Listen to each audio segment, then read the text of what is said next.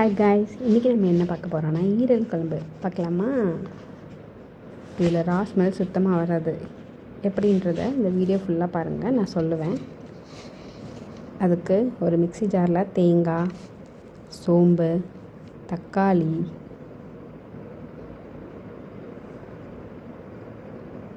ஒரு தக்காளி ஆட் பண்ணியிருக்கேன். அப்புறம் குழம்பு மிளகாத்தூள் இது கூட ஆட் பண்ணிக்கோங்க. 1.5 டீஸ்பூன் போட்டிருக்கேன்.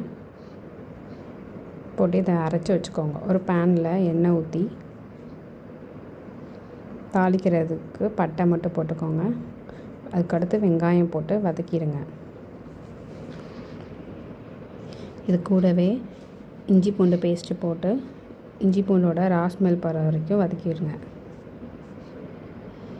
அரைச்சி வச்ச விழுதை இது கூட ஆட் பண்ணி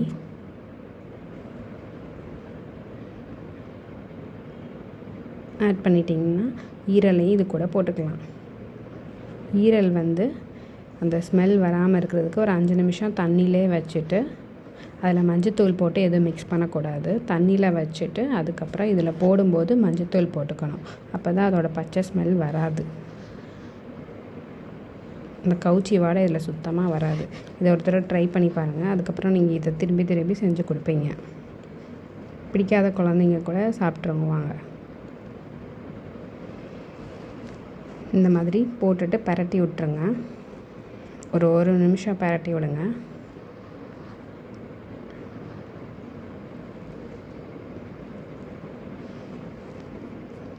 பரட்டிட்டு நம்ம அரைச்ச விழுது ஆல்ரெடி மிக்ஸி ஜாரை வாஷ் பண்ணி வச்சுருப்போம்ல தண்ணி, அந்த தண்ணியை இது கூடயே அலசிட்டு ஊற்றிடுங்க.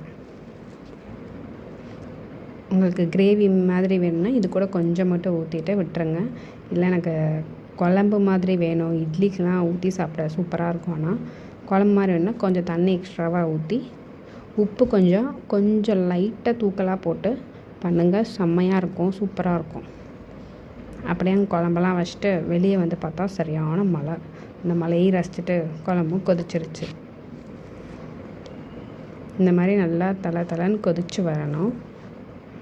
அப்போ தான் நம்ம ஈரல் குழம்பு ரெடி ஆயிரும்.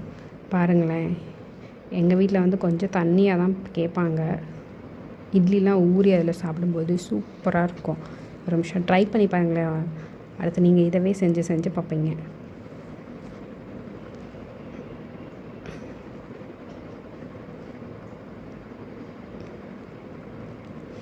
இந்த மாதிரி ஆனால் பாருங்களேன், ஈரெல்லாம் நல்லா வெந்திருக்கும் சூப்பராக.